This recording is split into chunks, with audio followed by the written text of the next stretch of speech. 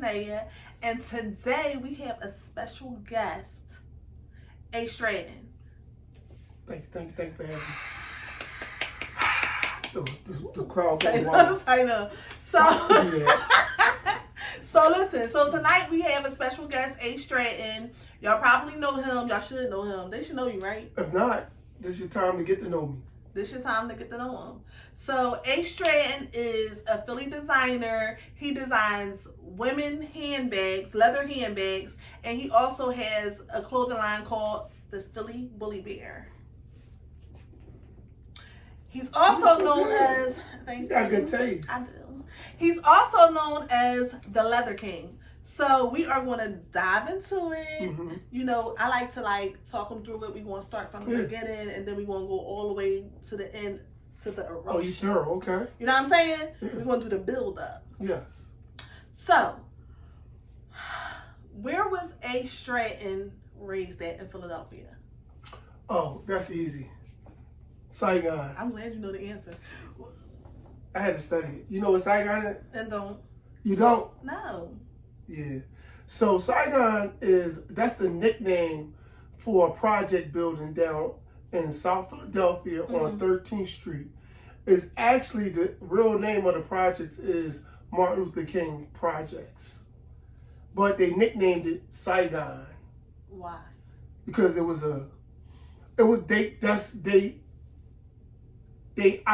showed the simulation and how bad that our neighborhood was compared to the war in that place over in Vietnam. They called where they fought at called Saigon. That's how bad our neighborhood was. Back in the day, right? Yeah, it was really bad. It's gentrified now. Yeah, most areas in Philadelphia are near. Yes. So, what was like growing up down South Philly for you? Like, are you an only child? You have siblings? Like, yeah. No, it's 7 of us. It's 7. We 7 deep. You know, shout out to my mom. She a G. She a G for that. Hey, Gwen. Damn, that's the first time I called my mom by her name or loud. But anyway, yeah, my mom has 7 children. I'm the oldest out of 7.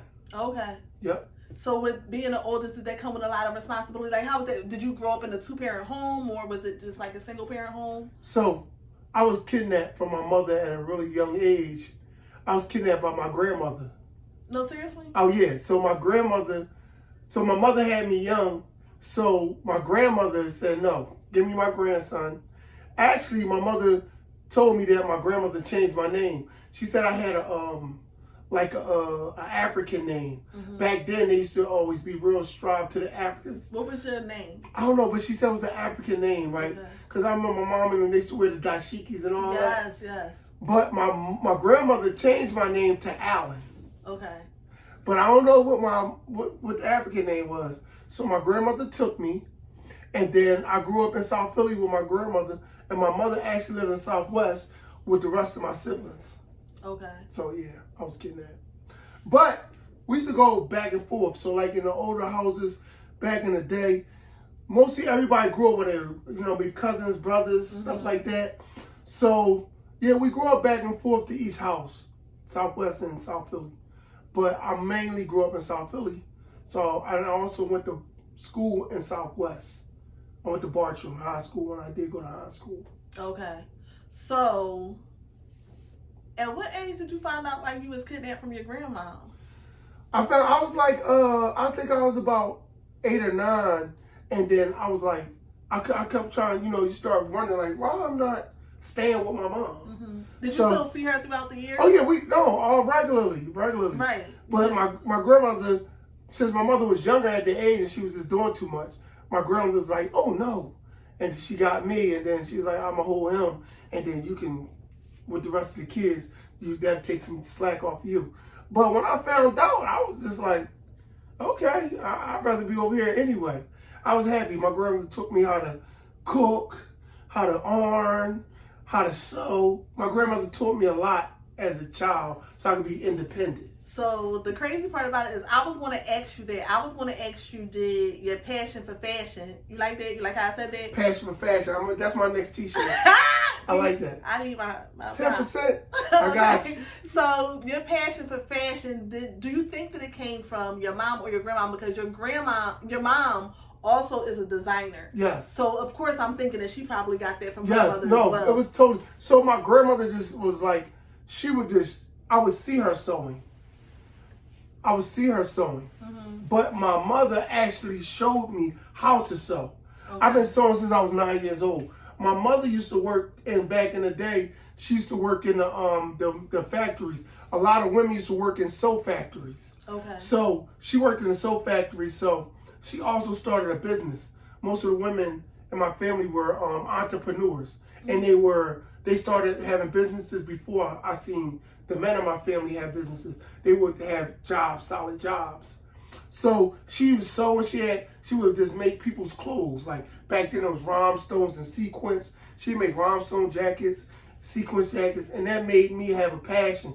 She actually showed me how to sew my first project. And what was that? What was your first project? That's how I got into it. So growing up in that type of environment, we didn't really have a lot of money. So we would take our pants in the summertime and we'd cut them to shorts. But when you cut them, the edge look all raggedy. I think I had like OCD. So I wanted my edge buckled up. Right. But my mother sometimes didn't have time. So I wanted to wear them. So she was like, here, I'll show you how to do it yourself. And hand sew. Okay. So that was my first thing I was to sew up the pants. And then I had to do everybody's, you know what I mean, my brothers and sisters, because they like do mine. So I started with that. And if you ever start using the needle, you just keep going. So is your siblings are they into the fashion and sewing and everything too? I would just say that my brother is. My brother, he can pretty much do anything. My brother Robert, he has a page. He's called Talib the Poet. Go follow. Oh no, it's Trap Guru. Trap Guru. Go follow Trap Guru. Make sure I follow him. He do painting. He do poetry. He's really art talented. Yeah. Right. Artsy.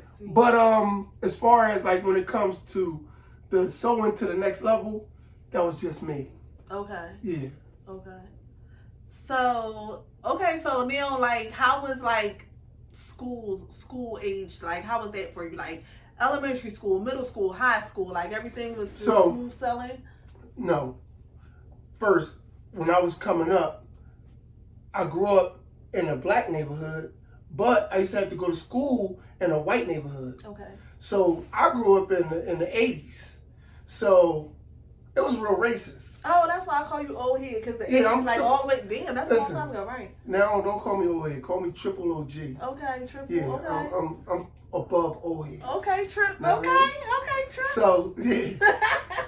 But we used to have if I get say I get in trouble, I got to stay for detention.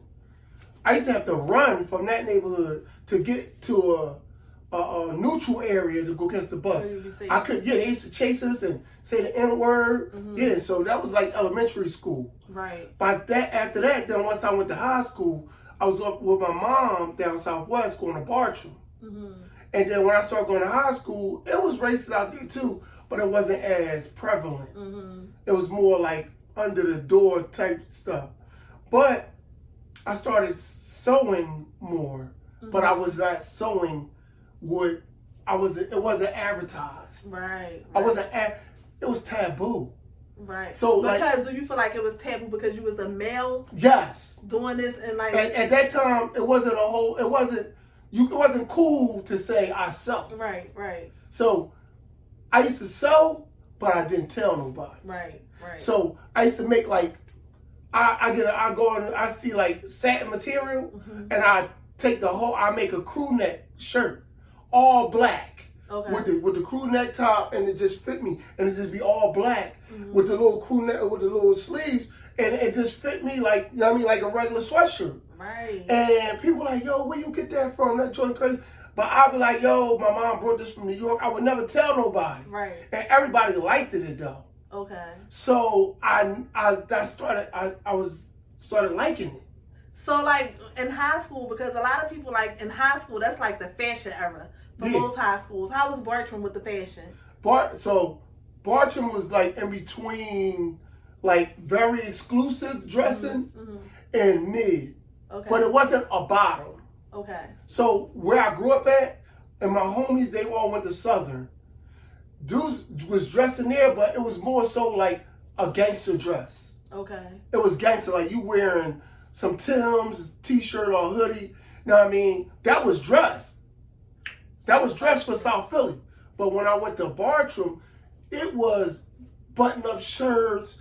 You know, they had name brand like Polo, Izon, Nautica, the 2 buttons on it with the collar, different colors. Like you rocking different stuff, like the shoes, everything had flavors. So you never wore one of those, like, you know, you Surgery never made like a Theo. No, Theo. Theo. You know that episode. Let me you see. know that episode. No, Will Smith was holding it down on Fresh Prince. We really was dressing like that in school. Okay. How Will dressed, he took that there. That was like, that's more so like, I'm gonna say that's like more like a West Philly type dress. Yeah, because Bartram is West Philly. Yeah, we more like dressed like. Why didn't you go to your neighborhood school? Because my grandmother said she felt like it was too rough. Mm-hmm. But in actuality, when I went to Bartram, I actually went to the rougher Bartram. Mm. They had different departments. Oh, okay. So I still was at a rough school. Right. But only difference was now, instead of beefing with the homies, I was beefing with other neighborhoods. Yes. Right. Yeah, so that is different. Yeah. And, you know, I was a little aggressive when I was younger, so I didn't avoid any fights. Okay. You didn't? No, I didn't avoid any fights. Did you win? I know you said you won every fight. Go ahead and tell me you won every fight. I'm gonna say I'm 95% win. 95%? 95%. I probably got like 2. Who got you? Because everybody. You want to know? All right. First of all, you know how tall I am? Too tall. I didn't know you like. I'm an estimate. I'm a guess. Guess. I feel like you like 6'3" or 6'4". I'm 6'5". Okay. Okay. I was off this. So actually, I fought somebody. I remember his name because he beat me. He beat me bad. Mm. His name was Mike. Okay. Right? Mm-hmm. And I think I was 16 at the time. Okay. We fought, but guess how tall he was? You better not say like 6'11". No. Oh, was he shorter than you? Yes. Yes. Was he like 5'7"? If that. No, he was probably like 5'5". I don't feel like he was 5 feet tall. Are you serious? Yes, he put hands on me. Let me tell you something, right? I remember back in the day, I'll never forget this. My girlfriend mom was outside fighting this lady. Oh, my girlfriend mom is a teeny woman. She was jumping up. Boom, boom. But once I seen that, I was like, anything is possible. Yes. I never want to be scared of my life. I'm getting her fight stories out, y'all. No, y'all know. But guess what, though? I didn't find out until like a year later. Find out what? After Mike beat me up. Mm-hmm. Mike actually was a boxer. Oh, he was a boxer, and he was 19 when he fought me. I was 16. All right. Yeah, he was at the gym I started going to. I was like, that's the dude right there. Dang. Yeah, he was already sharp with his hand. You see Mike the day you want to fight him? No, not just like, because we want some degradation. Let's just say something happened. And Mike be like, nigga, give me a rumble. You want to fight Mike? No, because not now. Because you know why? Why? Because I got him back then. What you do? Y'all fought again? Once I found out he went to the gym, we jumped him. Oh, so y'all got him. You ain't get him, y'all got him. Yeah, that's the same thing. But you know what? If y'all not from Philly, we from South Philly. And that's what they do down there. They rob and steal and jump people. That's what guess what though? The fun part was, it wasn't my South Philly homies that got him. It was West Philly? It was my Southwest homies that got him. Dang. We was in execution in the gym. We waited for him to come out. So, and Mike, if you watch it, we even. Mike gonna be like, yo. We even. All right, so at some point, life made a turn for you. Okay. Yep, around that time. Around that time? Yes, high school. So come on, walk us through it. High school, all right. So I had a dramatic change in my life because I started getting more caught up in the street life. So at a very young age, I fell victim to getting involved in criminal activities. What was it? What drugs was and it? guns. No, but what made you? What was the attraction? Like, what It made you was- say like I want to do this? I wouldn't say it was attraction. I would say that it was a limited choice. You had a limited choice. So growing up in a high crime environment with limited resources, as a child, you're either going to be a lamb or a wolf. Mm-hmm. You got to choose one. Right. You don't really get a choice when you come out the house. You're gonna let them beat you up, take your stuff. Know what I mean? Bully you, jump on you. Or are you going to say, you know what? I'm not going for this. Let me ask you this, because I've had multiple guys, sit on this couch and tell me about what they say. So a lot of them said, like, a lot of the old heads around the way had a lot to do with them being outside. Mm-hmm. So, like, I know, like, even with my son, a lot of people respected my son because my son had, like, both. He had the street part of him. He had the smarts part of him. So the question is, like, were they encouraging? Were they supporting your behavior? Like, what was they doing? I feel like they don't got a choice in what you do, because this the thing about the hood. It is what it is. You don't got a choice. You're gonna be a lamb or a wolf. Now they're doing their thing already. Mm-hmm. Now what you gonna do? Right. They don't have a dictation over you. Right. You a kid, so I had a they might not have a dictation over you, but they have an influence over you, don't you think? No, because all right, let me give you a scenario. You got a mom. Your mom on drugs. You got a dad. Your dad in jail. Was that your situation? It wasn't. Okay. But just speaking for the majority. Right. You 13. You got a little sister. You got a little brother. What you gonna do? Right. Your mom using she using the money for drugs. Right. Dad in jail. He 13. His mom, his sister, and his little brother crying for food. Right. What you gonna do? Right. You think them old heads that's out there already selling drugs gonna tell you, hey, go get a job, or here goes some of my money? No, they're gonna say, listen, you don't got no money? Stand right here. Every time the cops come, say, hey, 5-0. Right. And I give you $50 every time. Right. This is, it's a hard decision, but as a child, you don't have a lot of options. I wasn't going to be anybody's food. Mm-hmm. I mean, my thing was I wasn't going to be anybody's food. Right. So I chose not to be. Okay. So before I was going to be somebody's food, I'm going to make somebody else my food. Mm-hmm. So that meant I got to eat. So how old were you when you started participating in street activity? I was really young because I was doing it in between. Because you got to fight. I'm fighting. I'm 9, 10, 11 years old. You got to fight. That's just regular. Mm-hmm. I mean, and then you live a life in between. So I'm thinking if I want to be serious to get into hard crime where I felt like I couldn't turn back from, mm-hmm. I was about 15, 16. Okay. Yep. And they had a neighborhood. They had our neighborhood. If you're familiar with South Street is a big street where everybody used to come down so that they can party. Right. So one of my quickest ways I used to, and I'm not glorifying this, I'm just telling you a backstory about me. Right. I used to snatch people's chains and then take it to the jeweler and sell it in order to get money. Mm. I'm just saying. So how did you feel about that? Like, at the time? Yeah. I felt rich. You ain't feel like bad? Like, did you ever go home like, damn? No, because all I saw was like I said, you only see it as a lamb or a wolf. You just feel like, all right, that was a lamb. That's a lamb. Did you do that to like old ladies? Like you look at an old old lady? We didn't. So we had rules and regulations. Okay. Like unlike they got now, it was like if you see a dude with a chain on, like I'm not gonna go to some little old lady and take her chain. Okay. No, it was other dudes that was like me. Okay. Now I mean other dudes that was my equals. Okay. And that's how we felt like, all right, this is okay. Like 9 times out of 10, he probably sold drugs to get that chain anyway. Right. So let me get that. I'll be Robin Hood. We was Robin Hoods, but What hoods was y'all I ain't riding? never tell nobody this.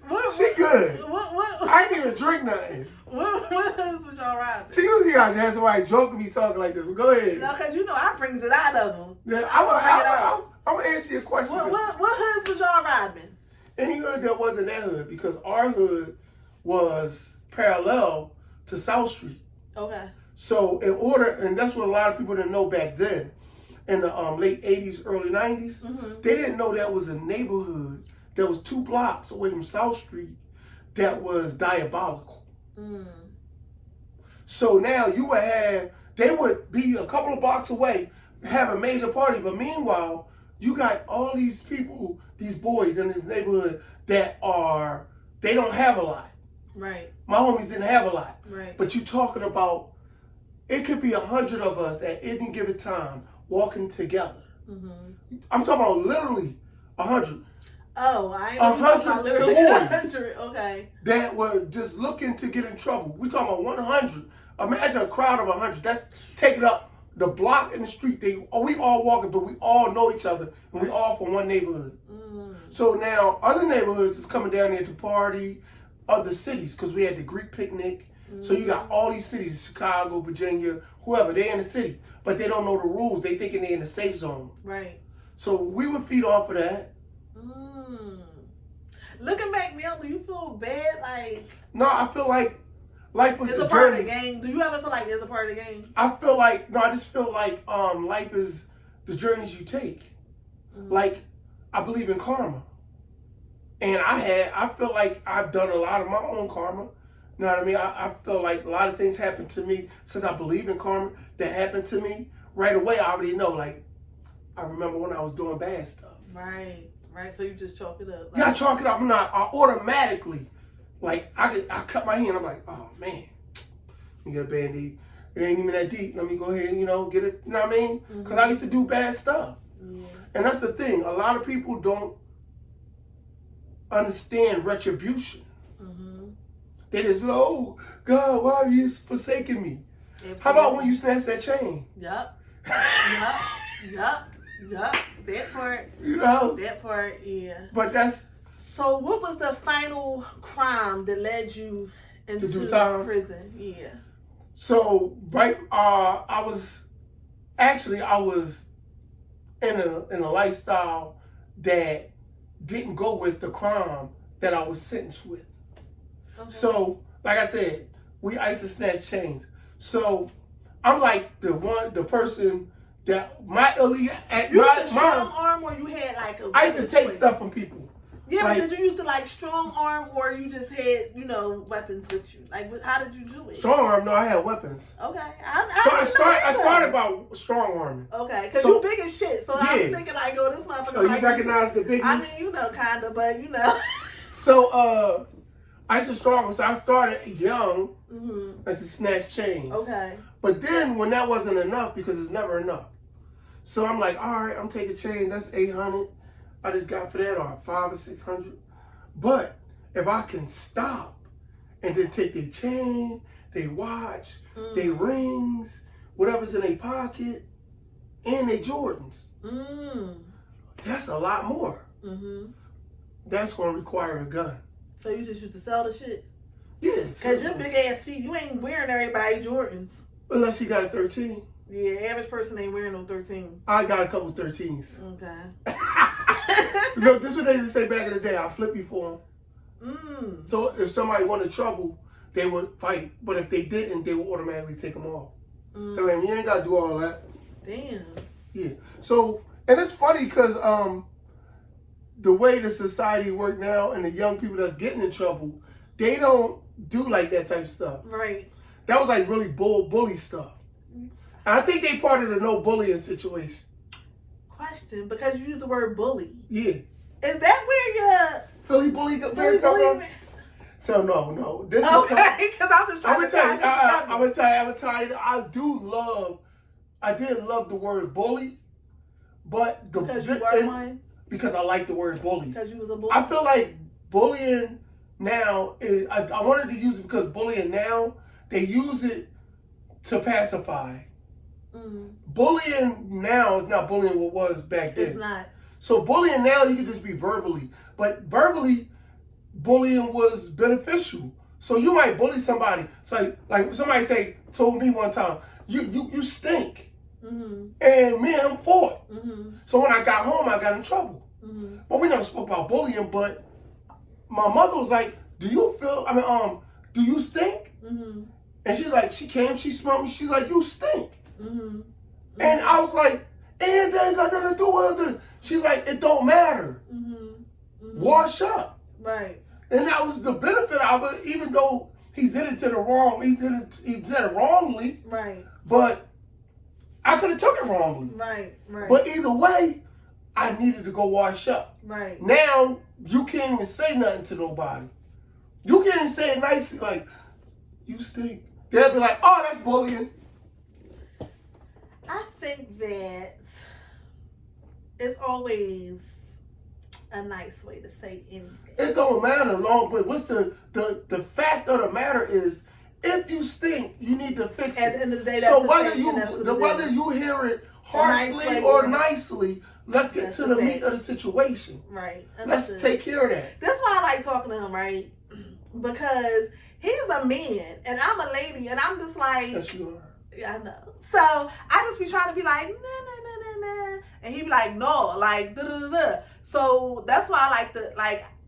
I know like women and men these days like be like this with each other, but I know a lot of stuff because I listen to and I talk to a lot of men. And you gotta like, be give-take relationship. Yeah, like even when I was having my women empowerment event, I'm telling y'all, I'm gonna say it because I'm still me at the end of the day. Yeah. I still empower people, but I said these motherfuckers is getting on my nerve. And I'm like, I got contracts and they trying to do this and that, and they got the sob stories and they got this, that, and another. And he like, at the end of the day, you got a contract. That's it. Yes. And I'm like, damn, he right. Like, I don't have to do none of this with these ladies. I literally got a contract. I literally can go to court. I don't got to do none of it. Yes. You know what I'm saying? But I just like how, like, sometimes men is just straight and to the point and they just cut, like, now I don't want to say cut though, but like, it's the facts and it's that and it's what we going to do and that's it. Yes, because now it's get beneficial because time is money. Yep. If we sit there and talk about that or hoot and holler about that, then we ain't doing something else. Absolutely. I ain't mean to get off the subject. So, I wind up getting in trouble, going back and forth, doing illegal crimes. I was robbing. So I would aim at like drug dealers and I would rob drug dealers. Mm-hmm. So if I saw somebody. But that's kind of like a part of the game. But they don't feel like it. So most drug dealers will tell you. I learned that at a young age. Yes. So what happened was I was dealing with somebody and they actually, I think they had got robbed. No, they was a robber too. And something happened back in return for them. And I'm like, it's a part of the game. Like, you got to chalk it. Like, you take from them, they took from you. Like, it's fair exchange on robbery. They won't feel like it because it's never no fun when the rabbit got the gun. Mm-hmm. You feel me? But if you can take your losses the way you take your wins, then you a thoroughbred. What the fuck was Winses? We want Winses. that. I want the main building. Bartram. Right? We all know that's a word. Right, it's a word. It's a word now. Winses. Yeah. Put it on a shirt. Winses by Tahnia. Oh no, you can take the credit for that. You can take the credit for that one. But, so when I did go to jail, I wound up getting locked up for something I really don't do, which is selling drugs. But I did have drugs. Right. So they found drugs, and then they indicted me for drugs, and then I received a 20-year sentence. Okay, because that was my question. How long was your sentence? Yeah, I received. Did you actually do the full 20 years? I didn't. Okay. Because I'm a goody two-shoe. Okay, how long did you do? But I did 14 years. Okay. So I had a 20-year sentence. While I was sitting, I started doing a lot of things to try to benefit myself.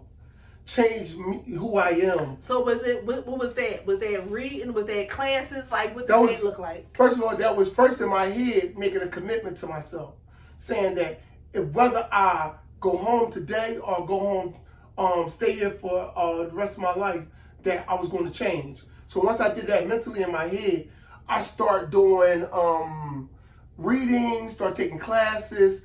I got my GED. I started taking college courses. I started taking the business courses on how to write a business plan. I started preparing my future for after I was finished my sentence. How old were you when you went in? I was 20, 21, I believe 21. Oh, so you was already an adult. Yeah, I was an adult. Okay. I was an OG on the streets. Because dudes didn't make it to the age I was at. Okay. Most of the dudes was like, they was looking at me like, you know, he the big homie. Right. I had survived some stuff. Okay. So, yeah. And then I started taking the business classes. And then I learned about leather. And then I started taking the leather courses in there. And then I started perfecting it. Oh, so you learned about leather in prison. In prison, yes. I learned about, because I was already inclined towards fashion. So I was able to, yeah. Y'all see the build up? Yeah, Y'all see the build up? Okay. She getting a little information. Okay, so. She messing up my book I was going to write. He gonna put me in the book. Yes, sir. You got to sign it too. I am. We have a picture in the back like this. Yeah. We gonna be on this podcast. Like, okay. So you learned the skill of leather in prison. Yes. And it was funny. So when another older guy, I'm gonna tell you his name. His name was Guy Fisher. He was that's a lot of people talk about him. He was one of the stars that was in American Gangster. Okay. In the movie. So he's home now. Okay. But he told me when because I was getting ready to get in some trouble. Mm-hmm. But he had told me, say, yo, you need to find something to do with your time. Right. So I'm young. I'm thinking like, I got 20 years. I got forever. I'm ready to snap out. I'm ready to go hard. I'm ready to just forget about my, you know what I mean? I didn't care. Right. But what happened was, him along with some other people informed me, like, listen, do something with your time. And I took that and I said, they said, find something to do. So I saw that one day, and I was like, what they doing in there? And they was doing sewing and stuff. And I was like, oh, I know something about that. Mm-hmm. And I was at a U.S. penitentiary, and I just had to wait to sign up for it. And then once I signed up for it, it was off to the races there. They showed me how to do a little work, and I was in there every day. That's how I did my time. So what did y'all do with the things that y'all actually made? The first thing I did, my first project, I sent to my mom. Okay. The second project, I used that, I made it, then I asked other inmates, hey, you got a girlfriend or something, or a mom? I just made this, I don't got nobody to send it to. If you want it, then you can pay me, and I'll give it to you, and we can send it to your people. Okay. So and that happened. I was charging like $35 for like a wallet, and he said he got his people sending the money to me, and I was like, what? This is a business. So then I started making more of them, offering, hey, I'll put your name on it. The jail used to let you? No, I'm filtering the system. Cause I never been like that, so I didn't know how this shit worked. I'm thinking like you making a bag and they got chains and shit on it. You can do all types of stuff with it. So they had areas that was restricted to certain things. Okay. So then they would have a guard there. So you could go in there. You're supposed to leave that area? No, you could mail them out with the permission of the jail. Mm-hmm. So you will make whatever you was making, then you will wrap it up, put an address on it, the jail mails it out. Oh, okay. Yes. So you can order things like leathers, this and that, hardware. Once you order and it comes in, then now you got a locker. Keep all your stuff in there. You go get the tools, and then when you got the time permits, you come there and work on your project, make it, and send it out. Okay. But I would scout people who wanted the project. Right. I'll come to you like, yo, you wanna buy a clutch wallet or something? Mm-hmm. You want me to put the name on it? And then I make it, I send it out. I was getting money. Ty said he remembered those hobby craft days. Yes, sir, Ski. Yes, sir, Cuzzo. Cuzzo, we're going to put our name here. AStratton right here. No, y'all not. We're going to put Strattons. It's going to say the Tahnia and Stratton show, but we only made it like this big. Right. It'll just look like one of these little dots. You'll barely be able to. We'll take a dot. We'll take a dot, Cuzzo. He's talking about Strattons. Yeah. Whatever, y'all. So in prison, like, how was your cellie? Like, did you have somebody specific that you walked the yard with? Like, what was like prison like? Wait, I'm gonna say, all right, let me answer that question. Then I'm gonna get on you. So you want to get on me? Yeah. Oh, okay. Hold on, because I'm ready. Okay. Listen. I'm ready. So first of all, the thing is different in the feds than it is the state. Okay. I haven't been in the state, but I heard stories about the state. Mm-hmm. Now, I was at a maximum security prison. Okay. I started there because of my background. Okay. So, besides at a U.S. penitentiary, the tension was high with separation, but it was international separation. Okay. It was it wasn't local. You got gangs from different cities. Okay. From different states. And whenever there was a clash of whatever people, that was a whole city. You got LA or New York or DC somebody have a disagreement, they whole section is coming against your section. Okay. Okay? So when there was peace, there was peace. Okay. Like I'm Muslim. So that's one of my questions. My question was, in federal jail, yeah. What is the difference between Muslims and gangs? So basically, first of all, ours is a religion. So the gangs would like to see us as a gang, because as a Muslim we don't turn the other cheek. And then, were you Muslim prior to being in jail, incarcerated? Prior to being to that jail, I was. Okay, so when I was younger, I became Muslim, and when I was younger in the jail. Okay. But before I got there, I was Muslim. Okay. But as a Muslim, we want for our brother what we want for ourselves. So we protect each other, and Muslims mind their business. We don't get into other people's business. But you do have gangs that oppress other people. We can't get into who argue with who, but we only worry about our brothers. So if our brothers have a problem, we have a problem. Okay. So, but there's a lot of, and we pray to God. So that's who we go to. But as gangs, they got big homies. They say, yeah, our homie said this. So we don't go by that. We'll go by what God says to do in order to make a decision. That's the difference. The difference is we go by what God say to do when we dealing with people, so that we can deal with people justly, opposed to what gangs do. They don't care. They will deal with you unjustly just because they feel like it. Which is not my business. I don't want to speak too much on gangs because that's not my lane. So when it comes to Islam and Muslims, we stick together as a brotherhood. That would sometimes being incarcerated, sometimes that would look like being unjustly, right?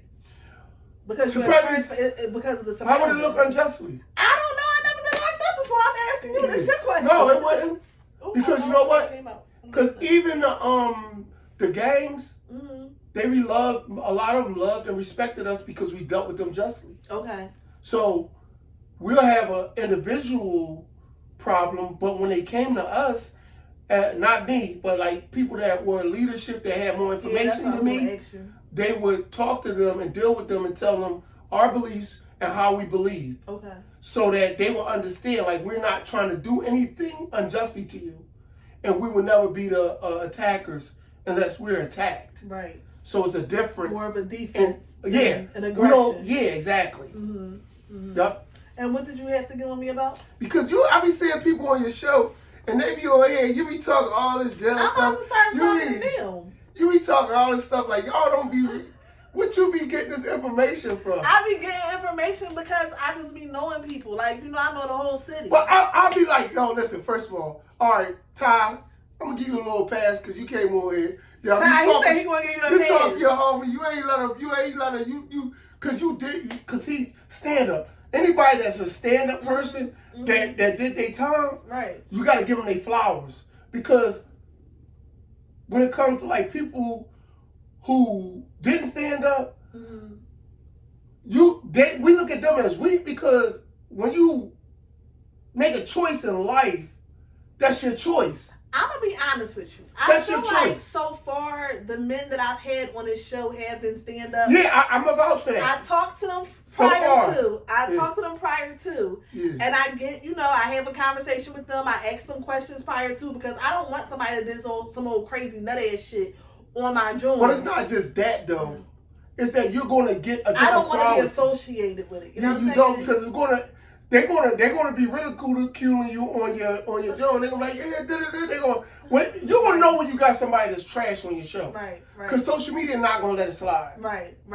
So this is the era of information. I feel like they've been kind of like, cool, whatever. They've been informative. They've been like, I feel like I had so far so good. You know what I mean? Yeah, and then I feel like some of the people that the brothers you had, it was able to shed light and to help people. Absolutely. And making decisions. So that was the point, because I said I don't mind having, ex-cons. Is that the correct terminology? I don't mind having ex-cons on the show, but what are you doing now? Like, are you doing something for the community now? Are you doing something for the betterment of yourself now? Like, where are you today? And I like that about you, because... And unfortunately, there has been, like, one person since my shows has been incarcerated again, and another one did pass away due to an OD. But I will say both of them did what they were supposed to do for the community while they was out here. So, you know what I mean? Sometimes life just life for everybody. But you know what? I want to thank you and commend you for that, because you don't have a lot of people that will give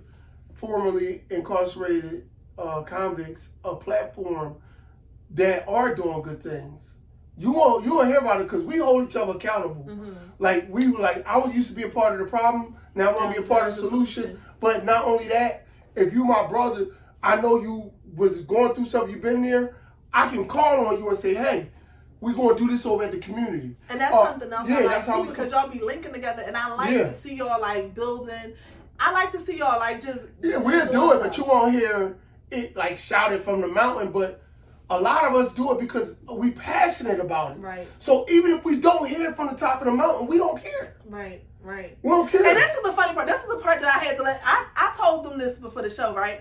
This show is not supposed to be about ex-cons and incarcerated people. I saw some of your shows. You got good shows. I have good shows. No, this show good too. I have shows about Shout out to the people who did their crime, came home, and is being a productive part of the system. Thank this system right here for rocking with us. Nah, man. But it shows about DV, SA, nutritional eating. You can't say certain things on here, but sexual assault. Like, it is good shows about other things, but... That's a good show? Informative. Informative shows, because what it does is, like, different people have organizations, and I put the information out. Like, the crazy part about it is I had somebody on here that does CPR classes. Nice. For free for the young adults in Philadelphia. Yeah. Y'all ain't eat that up? Yeah. Y'all ain't eat that up? Y'all should have ate that for free. Well, you know what I'm going to tell you, though? Mm-hmm. All this, because I love you. I love your platform. I love how people rock with you. And I love how you put information out there. But I'll tell you this. Mm-hmm. A lot, when you get there, with the levels that I see where you going, mm-hmm. They gonna be reversing, rewinding, and watching. Oh yeah, she said this here. They are. Oh yeah, she put them on here. They are. That's what we in the era of knowledge. They gonna go back. Yeah, it's like crazy, because I had the lady on my show and she was talking about CPR. Like we had the dummy and everything, and I'm choking the dummy doing the wrong shit. I'm doing everything. I'm like I'm all in though, right? And then like a week later, somebody at my job had a fire, and there was something about the CPR or whatever like that, and I'm like, I try to put information out there, like, free information for everybody to grab hold of, like, and you put me down with that too, like, because I like to do everything for free 99. I be trying to do everything for free 99. But, like he said, he was like, that's why I said I like talking to him. Like, you like a mentor, kind of. Like, sometimes when you saying, we mentor each other. Yeah, when you saying I can rock with you, but when you be acting all crazy, sometimes I just gotta. We're gonna rock still. But he was like, he don't do shit for free. Yeah, no. Because people take, they handle it different when it's free versus for something that they pay for. And that's so true. And I seen it. And I'm like, I'm really experiencing this. And I'm like... It's like the games be sold, not told. That's one of the harsh ways to say it. But if you look at the kids that go to college, the ones who getting paid for to go to college, they at every dorm party. Right. The ones that's working at Chipotle, they in their room studying, trying to pass the test. Because they paying. Yeah. They got to pay for it. Yep. The ones that ain't paying, they not looking at it. And you handle information different that you got for free versus information that you paid for. You handle it different. Yes. Another question. While you were locked up, did you lose any close family, friends, relatives? I did. And then, I'm going to tell you something. We was just joking about this the other day. Me and a big portion of my brothers that were incarcerated with me, we're home. So we be together. Mm-hmm. So we was just joking about how sad it was to watch the movie Life during incarceration. Right. So there's a part in the movie Life where they had to read this letter. And in the letter, it said how people were, oh yeah, you know, yeah, your dog died. Oh your yeah. cat died, And he your was like, Aunt I don't Lucy want nobody died. to read my letter. Yeah. So Yeah. we was talking about how you know that was like PTSD, like it was like live Yeah. in the moment PTSD. So, but we all was laughing about it sitting at Longhorns the other day. Mm-hmm. So yeah, it could be really destructive. I'm gonna tell you one of the things that and jails do with people who get incarcerated. Mm-hmm. I mean that with people that lose somebody close to them. Mm-hmm. One of their strategies is they'll put you in the segregated housing unit. So say if you're in a regular population with everybody around you, Mm-hmm. they'll take you from that environment and then put you in a cell by yourself so that you can, some people need to process. Yeah, because you don't want to be like showing like weak and a whole lot of emotions. Not just that, but yeah, not just that, you don't want to show it, but you need to get away. Yeah. Cause your mind is just going, you lost somebody really. And some people can really control it and say, no, I'm all right. But I was happy because I lost somebody close and I was already in there. So who did you lose? I lost a cousin. Okay. And she had lupus. Mm. And me and her was really close. Okay. So when I heard it, I was already in the shoe. Shoe was segregated housing unit. And it was just like a ton of bricks. It's really shoes, segregated housing Unit, yeah, shoe. Yeah. So, like, what is it like for, like, when loved ones pass? Is it like, okay, if it's your mom, dad, certain people, you can go see them versus you can't go see them, high maximum, low maximum, like, what is it? Yeah, so if you're in a low maximum security jail, it's still not guaranteed that you'll get to go to a funeral. It's more likely that you would, but the way they do it, they do everything based on security and money. Mm-hmm. So it costs you a lot of money if you got it. If not, somebody can help pay it. But for the most part, the majority people don't get and be a part of that. You know what? I was telling my last guest that I'm planning on having something. But I think that's one of the things that y'all should probably stress to the younger generation, like the YNs out here, that your mom can pass when you're in prison. Your children can pass when you're in prison. You might not get to see them. I'm a trump that. Mm-hmm. Right? With they don't care too much about their parents. They don't care about other people passing these days. Most of the YNs, mm-hmm. They're not connected to their families. Mm-hmm. They could lose family members and right now and wouldn't care. Mm-hmm. They wouldn't even go to the funeral for the most part. I'm speaking about the YNs and their activities because I deal with them. Mm-hmm. But that's the majority feeling right now. So I'm going to trump you. Instead of telling them that they can't go to that funeral, tell them that they can't have that phone. Mm. One of my big homies was just expressing this to me. Mm-hmm. That phone, you'll do better breaking it down to them that they not going to have a phone than you will them having a funeral or losing their family. Mm-hmm. You got to go in there and that contraption is not in there. And the ones who do got it, they got to jump through a hoop to get it. Mm-hmm. And another thing they doing with the phones that's right now for the people that's incarcerated, they giving them phones that are already tapped into the police district. Ooh. So, or whatever law enforcement. So instead of the phones being snuck in and people paying to get the phone snuck in, no. Mm-hmm. They letting them buy and say, here, we're going to give you a phone. They putting people there and passing them phones in there, and now they got the whole whatever you was talking about, whether it's murders, whether it's sex with your wife, whatever. Did you have what was being incarcerated and messing with prison guards? Like you had one, you had a little shorty in there that you I had a 14-year bid. So I did wind up meeting a CO that was willing to be intimate with me. But I would never devour who she No, was. these COs But be. no, it's not. I mean, you They got ready to to risk it all. I'm not gonna risk it No, all. this is what you got. This all that sound good. No. But, no, listen, it sound good. But what's the percentage of people who are? You're in a low percentile. Well, if you know, I used to hang with somebody who used to do it to all the inmates. But I wouldn't do that. But it don't. But listen, it don't matter because life go on because we all human. Yeah, but you know what? I was watching something on maybe it was YouTube, maybe it was Facebook, about this prison guard, and she started messing with this inmate, and I think he might. So, do you think that you would never say if you was a guard? Do you think that no matter who the inmate was, you would, no matter who he was, you would not have sex with him? Hell no. Okay. Say, let me give you a scenario. Let's give you a scenario. You ever been married? No.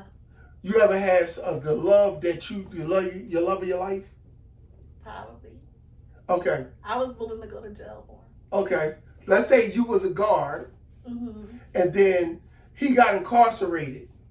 Now, in this part of the jail, you controlled it. So you was the supervisor over this area, and then maybe it was only him and another inmate, and he was over there, and then you had control whether he come in, go out, whatever. In this part of the jail, there's no cameras. And you had to let him out every night so he could clean up. And nobody came to this jail because it's just you in this part. There's nobody over here. He's all the way over there. And it's just you and him. First of all, would you or would you not? I would not. And I would not. I'm not risking my job and my livelihood for no dick. Like, and then half of the time, y'all be so scared that it don't. We talking about y'all. We talking about the love of your life. The love of your life, whatever. They be so nervous that they can't even get it up to do it because they scared. Who said that? I just know the prisons. Why would you think? No, go back to that scenario because who is scared to get it up? That thing been up since the day you got incarcerated. That thing is willing and able. Listen, and not only that, I'm gonna tell you another reason. You supposed to, as a guard, you're supposed to tell them like, I know this inmate. No, we just giving you a scenario. No, that's not the scenario. I just gave you a scenario. No, you don't got. Listen, we talking about. I'm just saying, say if it was a low possibility. I don't be loving them that much. That was the old me that used to be loving people. I don't love people no more. I'm not loving nobody. It ain't about love. We just nobody. But what is it about? Love, money, what? Because I'm not risking it all. No, I just asked you. You said no. Yeah, nah. What y'all think? Y'all think she would have did it or no? Y'all think I would have did it? Y'all think I'm gonna risk it all for my money? What y'all think? Let me know. They know better. Did you have a plan like when I get out of here, this is what I'm gonna do? Yes, because soon as I got with the OA, because like I said, he stopped me from doing something to somebody. I got mad about something, and somebody cut in front of me about something, so I was on my way to go do something to somebody.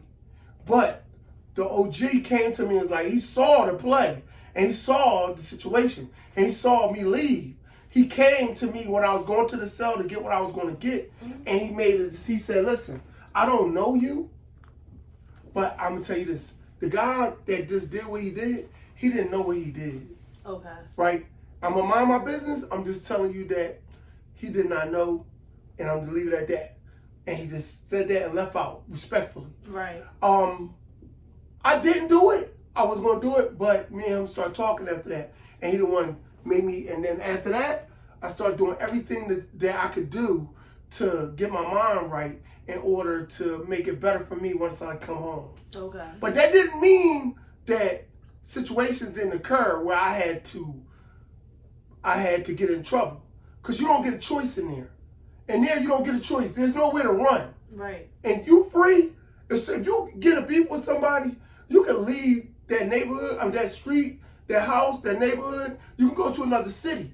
But incarcerated, you can't. You got to deal with it. Ty would say I'm scary. Yeah, I'm scared to lose my damn job. Shoot, if I was a prison guard. She ain't scared. She faking. Ty, Stop playing. Would she or would she not have done that? Ty, would I have done it? That's all I want to know. She in a little secluded part of the jail. Nobody over there. Just her and the love of her life. She got the key. She let him in and out at night. And there's nobody on that side of the jail. Listen, all I hear is keys jingling. He said I would have did it. It was a couple of love of my lives locked up, and Facts, I bro. was not. There's no way. You're not telling me that you would have slipped the little thong, the thong, thong, thong. No, I'm scary. They'll be like, you would have been like, you get 3 pumps. 1, 2, 3, real fast. 1, 2, 3, like, ooh. You already know what the deal is. What's that? Let me see the other one. What's that? What's that? You know what it is. Nuh-uh, It's you the said- test. It's the jerk off test. The jerk off test. Yeah. What that? How you gonna tell about jerk off? I feel like you jerked off with that one.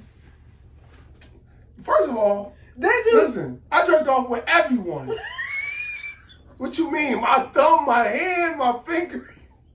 What you mean? You ain't never jerk off? Nah, what am I gonna jerk? You ain't never finger off? Then, hold up, I just answered yours. Well, I really didn't have to finger off because I have toys. Okay, did you never just not use a toy? I mean, I prefer toys. All right, let's say you ain't never finger off. No. Nah. No, you do. So you don't got no vivid I imagination. be bullying off. I'm gonna tell you, dudes that's incarcerated. I'm gonna speak for only dudes that have done more than 5 years. They got vivid imagination.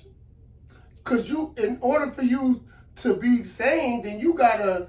That's a regular thing. That's why I don't understand. Anybody who did time is a professional jerk off artist. So listen. So when you be doing it, right? What you mean? Who said I'm doing it now? When you used to do You talking about in jail? Yeah. I'm gonna put you on game. I'm about to put you on All right, game. go ahead. No, go ahead. Go ahead. What So you when you ask? used to do that, like, did you have magazines? Why you wanna know about my jerking off? Cause I'm nosy. Did you use that? She trying to get the picture. Well, I need to know, like, or was it like pictures that girls sent you, or There's pictures that girl sent, but you get magazines in there. you Well, had not the color, now. You had the colored drawings too. Colored, black and white. So Oh, they had the joint called Blacktail. But wait a minute, with black and white pictures of ours, you like zero, like what You gotta have a vivid. See, your imagination ain't vivid enough because you gotta be able to visualize whatever you want to see. They say people that have the best sex are people with vivid imagination. That makes sense, but I do be having the best. You just that just sounds mid to me. It's not. It's just... What y'all say? Vivid imagination, good sex, or mid good sex? All right, well, it's corny, and I don't want nobody to want it. Listen, so eyes open to Somebody close. said I don't. Stop lying, because I was about to be like, what the fuck you mean you don't? But anyway, wait, all right, so eyes open to closed. No, you don't gotta. Why I'm gonna explain this to you? I You don't want have to know. I'm No, gonna sell you you. got- I'm gonna sell you. Just believe, No. trust in me. No, I'm you going sell to- who? You. I'm not for sale. I'm a pimp. Come on, just answer the question. I'm not pimpable. You don't know that, but I'm telling you. Y'all, listen, who y'all want to know? Listen, I already told you that if you did time, you are a jerk off king.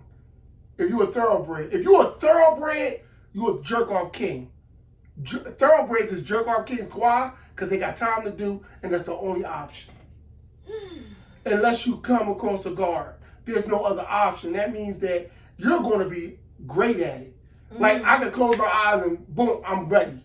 Right then and there, I got a vision. So now that you're But home. now that you're let's try to home. fix your vision. No, wait, now that you're home, Now, yeah, I still. can you just make yourself like Yes, that yes. because of what you... And that's what, and everybody that who did time can do it too. You know, and guess what's, and guess why that's I bad. need to know Guess this why stuff. that's bad for you? Why? Because you're not needed. Y'all don't need to need me. I don't give a damn. And guess what? That means people always telling me how dudes that did time come home and they're able to be successful and build businesses and do things. Because they're not Because- focused on it. Because you don't get lost in having that. If you did time, you should be able to conjure up something and then get it off and get back to what you need to do. Because guess what? Guess what? I don't agree with that. I'm gonna tell you why it's a fact. Just like my home. Listen. I think it depends on the individual. No, it doesn't. It depends on any thoroughbred. I'm only speaking for the thoroughbreds. Everybody ain't thorough. I'm only speaking for the Okay. thoroughbreds. I I'm ain't only know that. speaking. They ain't make that disclaimer. I'm telling you right there. I'm only speaking for the thoroughbreds. Okay. If all the thoroughbreds, they masturbated and they did their time. that was the only way you could do it unless you ran to a guard. Now, you're home. Guess what? One of my big homies was just in the car. He just put out a message to people who was bothering him about what coming to mess with him on trying to get something from him. Okay. But guess what? You know what I loved about his message? What? He said, if you ain't do that time with me, if you wasn't there for me, because you know why? I don't owe you anything. Right. So it's the same thing for somebody that's out here. If you having sex with somebody, I don't owe you anything. I just met you out here. If you wasn't holding me down, I don't have to do anything for you. But if you got a girl that was holding you down, a dude gonna hold her down even if he's not with her. But when it comes to sex, that's true. You do not. I don't have to. I could say at whatever job I'm at or whatever business, I could get my thing off and get right back to work. I don't got to be out all night thirsty looking for a woman. Okay. Because guess what? Also, that's a sign of weakness. That's why a lot of people get set up because of the coochie. You know what's crazy? Cause see, he from South Philly, so South Philly set up that shit all go hand in hand. You know. And let me make this statement clear for the people that's from down my end that try to say this ain't true. And they say, "Oh yeah, the guys down South Philly was using the girls to set you up." People say that's not true, but it is. Oh, okay. You heard it here exclusively. Just saying. I don't go past North Philly, so they ain't got to worry about But this is old back in the day. That shit's still It's happening. different. It's different now. No, it ain't. No, it is. Because all parts of the neighborhood that was like notorious for doing certain behaviors in the neighborhood is not like that. There's other neighborhoods that's notorious, not the same neighborhoods. So you can't go by what part of town now. I'm cool. I'm going to stay out of South Philly. Yeah, stay out of this. We animals out here. And I don't want to take it over. Yeah. Because, you know, this big Nate right here. Little Nate. You see? Little Nate. But wait a minute. So you had the plan. So your plan was to come home and do what? So I actually wrote 2 business plans while I was incarcerated. And they was focused around building my business. And my business was making leather bags for women. Okay. So I wanted to make leather bags for women because... Why? Because I love to see women, I love to see me make something that a woman will wear. Okay. So when at first I was confused about it because I didn't understand, but then a woman made it clear for me, the vice versa in it. Like if I get dressed and I got you in the room and I got my homie in the room, and I'll ask you your opinion and I'll care. If he gives me his opinion about how I look, I won't care. Opposed to I'll give more emphasis to how you think I look. Right. Opposed to how he thinks I look. And it's the same way for women. Because you're more so trying to impress the women, not the men. When I say, dang, oh my God, you look good in it. That's sexy. Oh no, not those shoes. She'll take that more so than she would from another woman, I would suppose. Unless she just a stylist, but just talking about when a masculine man, or someone that you would take advice from, right? Whether you think he's cute or you just take his advice, his opinion, you would take that. So when I make leather bags, it make me feel good to see a woman wearing something that I made. Right. We could be out, me and the homies, we'd be out, and it'd be 5 women standing there. I might be looking over there. They think I'm looking at them. I be looking at what type of bag she got on. I could tell a woman's style or character a lot, or her personality, at least for the night, with the bag she got on. Okay. I'm glad you said for the night, because my bags be all over the place. Yeah, women, my things be having fringes, they be having jewels, every personality. They be all types. It's a different personality. They be all types of stuff. Yes, because it's for that. What's this ensemble? What's this? For that night. It's been so fun me getting to know women through the art of leather bags. So, preparing to come home. How did you prepare to come home? It's stressful. Like, first of all, because I had a 14-year sentence. I had 20 year sentence, but because I went and I argued some issues, I was given a deduction of my sentence. Okay. Right? And they reduced my sentence. So I came home earlier than I was supposed to. Right. So now, once I found out the news that I'm ready to come home, now you're in a scramble. You're in a scramble because now you're you're go by fast when you find out you about to go. No, home? it go by extra slow. More than slow. Okay. But this is the thing. There's a theory, and I believe in it, that most people say that's incarcerated, is that you only do 2 days. Your day in and your day out. Exactly. How did I know that? How did I know that? Let me find out you was a gangster. She passing the test. I be knowing all this stuff, y'all. I'm telling you. So those are the most stressful days. It's just that when you get locked up, it's like you just in another zone. So what was like when you finally got home? Like how was it? Because you paranoid. You got PTSD. Well, okay, so it depends on what type of person you are. What year did you come home? 2012. So was that like cell phones update? Was it different for you and all that? My homie thought it was funny because they gave me this little teeny phone. It was like this big. Right. Yeah, and they had like regular size phones. My phone was like this big. Matter of fact, they had a lot of news articles where dogs were swallowing them. They were so small. Oh, wow. Yeah. So, yeah. So how was that transition? Like, you got to learn how to use a phone again. That was fun because I was already in my mind. I was already prepared to strive. So while I was incarcerated, I was taking computer classes. I was taking anything that was going to make me a better person in society. So when you came out, you also started an organization. Youth organization, yes. And what's the name of your organization? Youth Elm. Youth Elm stands for Dealing with the Youth. ELM. ELM means teaching kids how to become entrepreneurs, leaders, and mentors. Ooh. But the M is not the mentor that we look at. It's the mentor that we place on the youth after they learn how to make money and how to be leaders. Now they have to teach other youth. Mm-hmm. Instead of us. It's not us mentoring. Mm-hmm. They have to mentor. Right. So now we make a ripple effect because now we keeping them in their generation, they got to pass. What made you come up with it? Like, how did you come up with it? I want to give a shout out to the dudes that's incarcerated, that we sat around into these circles all day and we said things like, if I ever had a chance, I would go home and I would make a difference with the youth. Yeah. Most of them didn't get a chance to do it.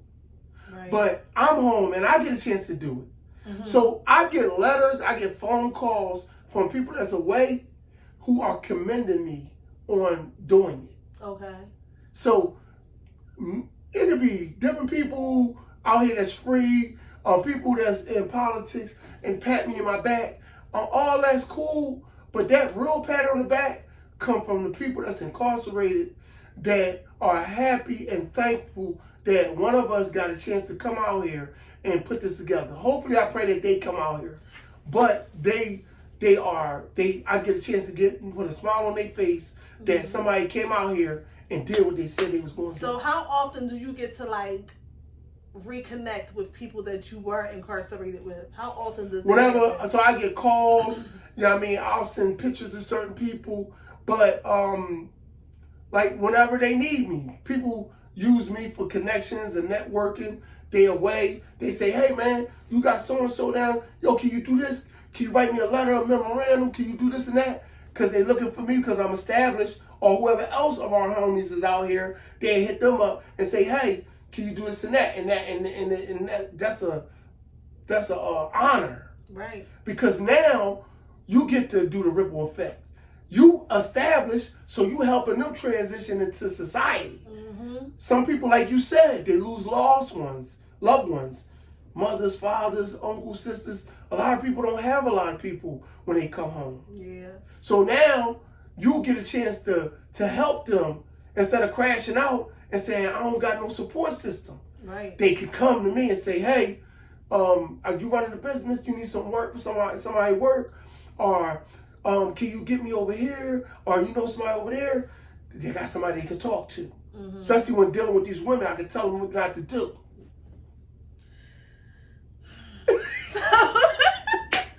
So we're going to get back onto your logos too, because I'm looking at your Philly logo, your Philly Bully Bear logo, and you also have your AStratton logo. Yes. So we're going to talk about both logos and where did did you come up with the idea and the concept for both of them? Okay, so my first logo, which is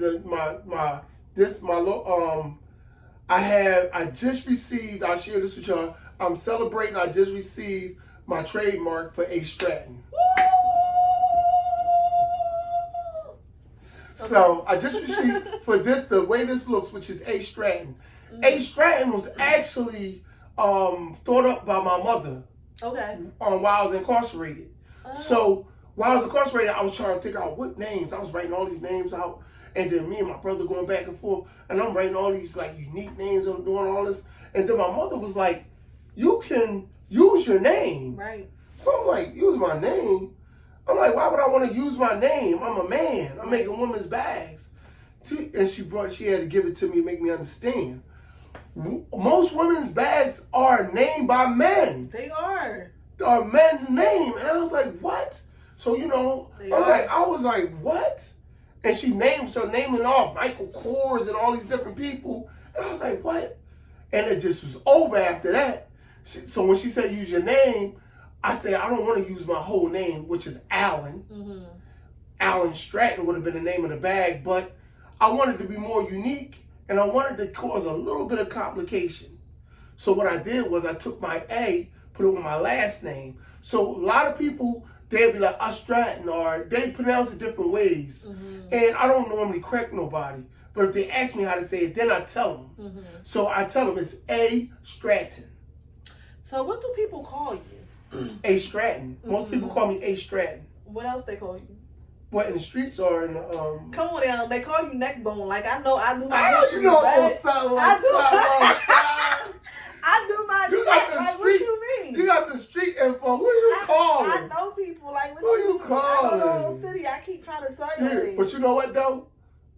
Some people that they have a past, they will cut their street name off and don't want it no more.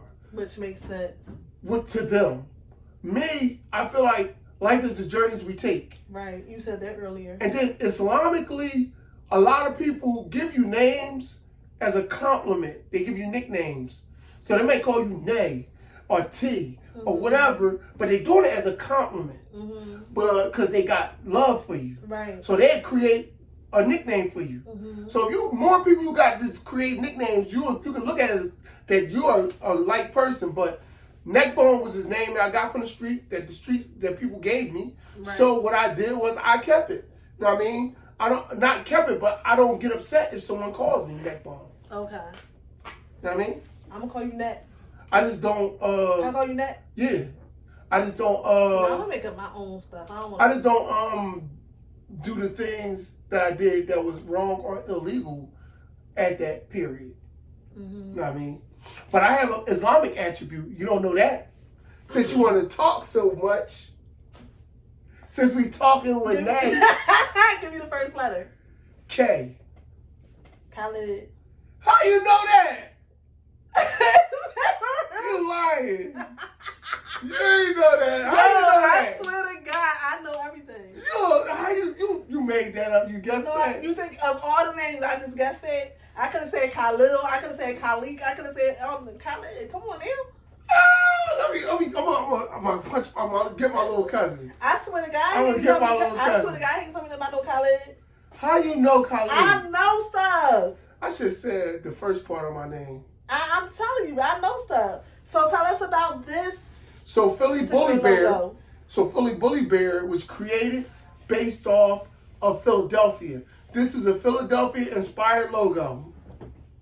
So if you look at it, you can see hers better because mine's too little. So if you look in it, it's Love Park, is the Bell, the Philadelphia Bell. There's Broad Street, City Hall, Max's Steaks. Know what I mean? This the Phillies? No, well, Phillies. That says Philly Fashion Bully. Philly Fashion. And that says this is his the AST. Logo. Yes, that's the AST, and they go Youth Elm. The black and white. Yeah. I'm surprised they put the Eagles on here. I love the Eagles, but I ain't want to put them on there because I wanted to keep it street. Okay. I wanted to keep it street. Yeah. I wanted to keep it landmarks. There you have it. You know what I mean? Bully bear. That makes sense. Big bully bear. You know what I mean? And just let y'all know that if y'all get it wrong, it will be a bully situation the opposite way. You said you don't do the same things no more. So. No, but as a Muslim, we do not oppress and we do not be oppressed. So that's why I said don't do it. Like, don't come to me. So I learned how to, like, you got to know what you can and can't do. One of the things I learned about life is that when we got incarcerated is that I didn't have control over it. Mm-hmm. You don't have control over it. God does. Yep. So when I was thinking, all right, I was in the street, I'm going to make this money, I'm going to feed my sister, my family, and buy sneakers. No. If you go to jail, they still going to get fed. I said I did my homework. Ah, she did, cuzzo. He told me about neck bone yesterday, but the other one I told him. How she get Khalid? I don't know. Yeah, because I'm not. I don't know. Yeah, but... we bring her to the barbecue, cuz. Yeah, invite me to the barbecue. I'm coming. Oh, you have an event coming up, too. Is the event sold out? It's sold out. Yeah. Dang. So I have make your own, but go to my page and you'll see new ones. Yeah. But I have a make your own leather bag event. Right? Tell them about it. Tell them about your events. Yeah, you can make your own handmade leather bag. Well, hold on, I ain't even show them some of my bags. Oh, and I gotta show them some of the stuff that's in the bag yeah. too. So, that's doing heavy. Oh, I'm sorry. That's a gangster bag. Oh, handmade, wait a minute. Handmade. Oh, handmade. yeah, and this leather feel good. This bag is about 15 years old. But this is like my carry everywhere bag. No, this is a good bag though because it's not crumbling, right? No, you know this is the throw under the car, get ran over, and it still work bag. It's all genuine leather. So I just brought some of my leather bags so y'all can see some of the pieces. Oh, real. Y'all know I like this one. You know what I mean? But this is a leather bag. Okay. It's both sides. Oh, it's both sides. Okay. Yeah. So okay, this is they got the logo skin. on it. Yes, that's lambskin. And this is the bag that go with that. This is a 2-piece bag. This is the fanny, right? Lambskin. Oh, that's cute. Yeah. And it got the AStratton strap. You know oh, we should have been showing y'all this stuff. Yeah, man. Yeah. Look at this. This is nice. The leather king for nothing. Oh, this is nice. You know what I mean? And this is Wait, you said this is the lambskin? What you do with this? No, that's lambskin over there. Oh, what you do with this? That's a different piece. I'm gonna show you in a second. Okay. This is a crossbody millman's bag. So this is now one thing about women, they steal all our bags, but this is actually a man bag, right? That you would wear crossbody.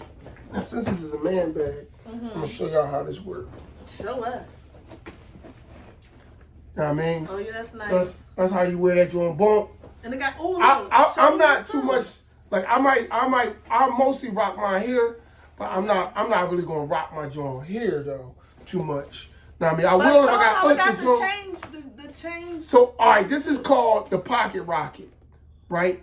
Now the pocket rocket, first of all, it has alligator on the front, and this is all lambskin. But the pocket rocket, when you lift it up, it has a bunch of pockets. It has a zipper pocket here at the top. Also has a sliding pocket here, a zipper pocket here. It has a keychain pouch zipper pocket. Then when you turn it around, there's another pocket, right? And then on the inside, there's a pocket on this side, and then there's a pocket on that side. Oh, okay. So this is the pocket rocket. That makes sense. Now, I mean, I'm sure if a guy gets this and he has a lady friend, she'll probably take it because women they love to departmentalize. Because and I learned a lot about, because my mom helped me out with this a lot, but what happens is that they like to put stuff in all different pockets and like to separate it. Now, I mean, us guys, we throw everything in one section. And you know what's crazy? Because most women, like, especially when you have young children, it's certain parts in the pocketbook that you put certain things in. And you know where it's at. And you know where it's at. So she know where the mint's at. You know what I mean? But that's the pocket rocket. Okay, and then, put this to the side. Okay, then I show y'all. Okay, and then this is a crossbody, a long crossbody, right? Oh, that's cute. With a chain. That's cute. And the yes. Yeah. Yep. It got the AStratton across the back. Yeah. with the whole With the chain. crossbody, like you said. Yes. What? But the way I made it though, so now let's say if you take it off, no, you leave it in. So say if you got one of them nights and it's an elegant night and you gotta wear a dress or whatever. Now let's say, boom, take him off. Now, ladies, y'all know this is how a lot of pocketbooks come. Yes, you want to be able to the detach. inside, and you can detach. Yes, and now you got a large clutch. A large. You can rock that with the dress. And this is very unique. Yes. Because how often do you see a large clutch like this? And it's going to definitely automatically bring your fashion out. It's a fashion statement. You got that clutch in your hand walking. It's already the lady with the big red clutch. Yeah, and I'm looking at this because if y'all seen this up close, like he has his logo here, but it kind of look like 3D. Yeah. It look 3D. So it's strange me looking at this. And that's what I like because we in technology, and I got a laser cutter now, so I can laser cut into anything. Don't this look 3D? It do. I love this. It's beautiful. Okay. And then the last piece. Put this back on, or you want me to put it on the inside? I'm gonna put it on the inside. Yeah. And then the last piece, I just wanted to show y'all a piece that I put together. So this is like, I wish I would have had one of my models here. So this is. I am a model. What I need to do? Okay. Don't make me get you all dressed up. Oh, that's a belt? So this is a dual piece. You can wear this as a neck piece. Okay, that's or cool. You can wear this as a head piece, as a crown. Oh, okay. So that would be that piece. And then this piece, this goes, this has a tie up. This goes around your ankle, on your boot, or on top of your shoe. It's two of these. Those are tie-ups, and it also has the AStratton on the bottom. These are cute. Now, we're talking about getting unique. This is all one set. Unique. This is all one set. This is the crossbody bag that goes with it. Can I take pictures of this? Of course. I want to model it. You can, but this is the last piece. This is a crossbody bag that go with it. The last piece is a tie-up skirt, but it's for zero. Oh yeah, I ain't finna. I'm gonna put it over my shoulder. Because it's a wraparound. But it's cute. It's a wraparound. That's for a zero? Yeah, so in order for it to work, it has to get like this in order to get in. Well, what we're going to do is when I take my pictures in, you can put it in front. I mean, do the halfway. We're going to go to the halfway. Take that thing to an 8 today. Yeah, we're going to have that 8. We're going to put the 8 in there. Y'all, when I take some pictures in this, y'all gonna be sweating me. I got the camera. I'm gonna do the photo shoot. When we gonna do it? Tomorrow. And we're gonna tell her to come do it. Tomorrow. Tell her to because we on AStratton. Tell her to come do it so that we can see all the pictures of her. I'm gonna do it. Yeah. You know what I mean? This outfit is cute. Yeah. I'm talking about this outfit. But it is the outfit. This is cute. Yeah, so that was the bag making event. And it's gonna be the 25th. It's the breast cancer awareness edition. You get to come out, make a bag, put your own name on it. You know what I mean? And I do these regularly. So if you want to keep up, go to my page and then see if you see it. But wait a minute. Tag you in. Also, I'm definitely going to tag him in because I tagged it actually on the promo. But he brought us some gifts too. And I said us because he brought me some stuff and he brought y'all some stuff too. Yeah. So first of all, I have to thank him again because when I had my women empowerment event, he definitely donated some shirts. So some of y'all already got the Philly Bear. You got to make sure you're a part. When somebody got something going on and you see another boss, bosses help bosses. Yes, they do. So the teamwork make the dream work. He came through with the bag. So first of all, I gotta see who I'm gonna get into and how I'm gonna do this, but we're gonna figure it out. But first of all, he gonna allow 2 people, a medium and a large, to look just like me. Triplets.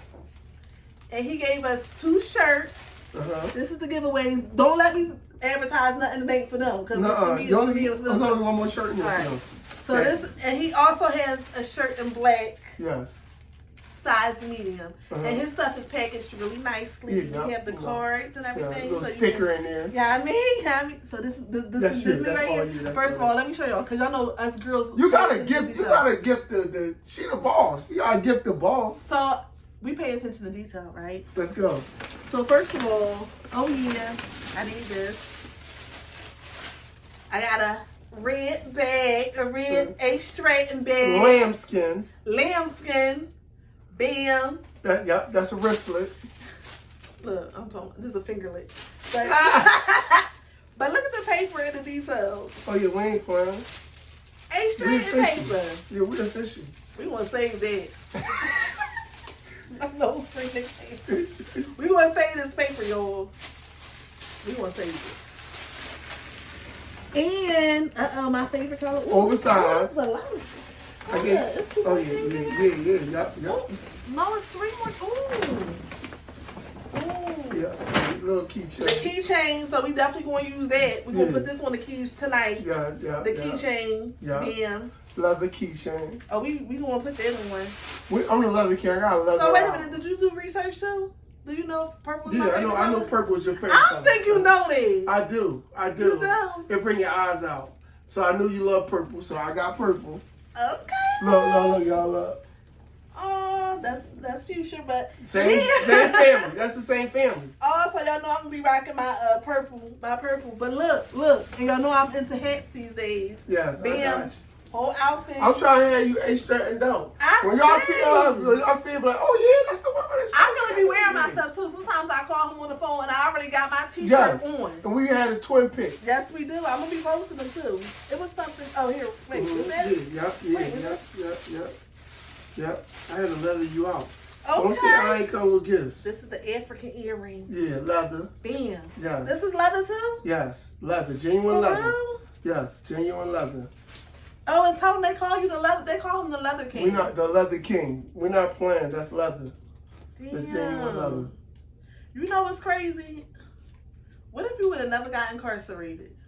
That's why I never be upset on the journey that I took. Because this probably wouldn't have even been possible. We don't know, but I know for sure that I'm not upset about my journey. So most of the people, especially Muslims, we always understand that everything happens. Thank you. I don't care what nobody say. Yeah, so you know what I mean? You just gotta thank God and be happy for all your blessings. Mm-hmm. Like, cause look, I'm sitting on the couch with you. True. And a whole podcast. True. Where people wish they were at. Mm-hmm. And this is a nice platform. Just being in this atmosphere is like, okay, this is another accolade on my belt. Yeah. I mean, I appreciate you having me. No, I appreciate. Let me tell y'all. I don't know how he be with everybody, but anytime I call this, we joke, we lock. Other people will tell you, they gonna be like, no, I don't be like that. I don't know. I don't got no. I say it right now. I don't got no people. I be on the phone kicking it. Oh my! I mean, early in the morning. She the big. Cause she the big. We be having coffee dates, all that. She the big. Listen, she the big. No, you the big. I be listening up, but sometimes she be bored and she hit me. I know when she bored. I mean, that's when I be like, yeah, all right, you just called me because you bored. I don't be bored. But no, like I said earlier, he does, like, he feeds me, like, seriously, like, he really gives me what I need. Like, he give me a push. You always got so much energy. You always so energetic, like, always just like, I know that when I'm calling him, even though I'm sitting there in my bonnet and I'm tired, and I know when I call him, like, yo, what's up? Yeah, and I'm like, damn, it's 6 But you know what, though? Let me get that. I want to get that same accolade to most of my circle. Mm-hmm. All the homies that I be around, all my brothers, got that same energy. Yup. All the brothers I be around got that same energy. Mm-hmm. Because for one, they happy, they blessed. Mm-hmm. And this is the thing, as a Muslim, you understand and you learn your blessings. Yeah. You learn your blessings. It's everything. We got different things that attribute to making us understand our blessings. Mm-hmm. And so when you know your blessings, then it makes you a full person. Right. It make you locked in. You can see everything clearly, and then you happy for things. Yup. That's when you living in your true self. So this has been another great one. I'm so happy I got all this good stuff. I'm leaving on the next plane. I don't know when I want to black ass again. Wait a minute, but you gotta talk to people. If I come back, all she wanna do is talk about is whacking off.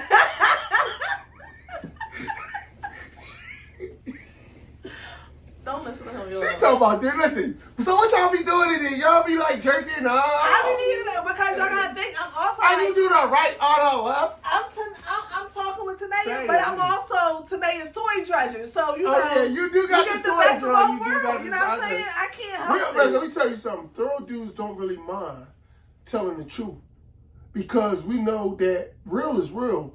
You can never do nothing that you ashamed of. Mm-hmm. Know what I mean? You gonna stand on business when you whatever it is. What I did whatever it is. Mm-hmm. If it's something that I'm ashamed of, that's when you know you out of pocket. Yeah. Know what I mean? I don't want to. It could be embarrassing. It may be something personal you don't want to talk about. Everybody don't gotta be open about things, but I'm not gonna do nothing shameful to myself. Yeah. He knew I was gonna ask him about that because he was like, I ain't gonna be talking about. I'm like, that's not. I don't care. But she be getting people a little tipsy and they be out here talking. Next thing you know, but it don't matter. Like my personality is gonna make you spill the beans anyway. Cause I ain't spill no beans. You ain't say nothing. I mean, tell me something. That's because I ain't want to incriminate you. Incriminate me. Neil was incriminating him. I'm incriminating. We went back down memory lane. Now you talking about incriminating them, but I ain't gonna do that because I got love. That's because you know what I'm gonna do. I'm gonna plead the fifth. Exactly. So why I'm gonna waste my time and ask the question that he's not going to answer? Because I just want to say it. I just want to be like, I know you're going to ask me something that's going to incriminate me. I'm ready. Just like when I went to trial. I plead the fifth, y'all. You know what I'm saying? This is what I got to deal with. This is what I have to deal with. But I love it. So give the people your handle so they can follow you. Yeah, listen. Hold on, you know I feel like a DJ. Listen, y'all want to follow me? I'm AStratton. I'm the Leather King. I make handmade, exclusive, one-of-a-kind leather bags. Y'all can follow me on all social platforms at AStratton. That's AStratton. That's everywhere. You want to go to my website? That's AStratton. That's AStratton. And one last thing to take us out. If you can give any person, young, old, whatever, one positive, good message to live their life and these are the words of AStratton, what would those words be? Take Shahada. There you have it. Take your Shahada. So thank you all for tuning in. And thank you again. Thank you for all these gifts because I'm gonna rock my stuff. Yeah. And I'll let y'all know. I'll keep you posted on how you can also win some of AStratton's goodies that he worked you. I'm dropping some stuff off, so I want to see her be doing the joint. So, I'm gonna be popping it, but I got 3 giveaways for y'all. Philly Bully Bear, we in the building. Thank what? You about to have somebody wearing it? Yeah, y'all gonna be wearing it. So thank y'all again, and I'll see y'all soon. Make sure you subscribe, add, and share. Hey, it's me.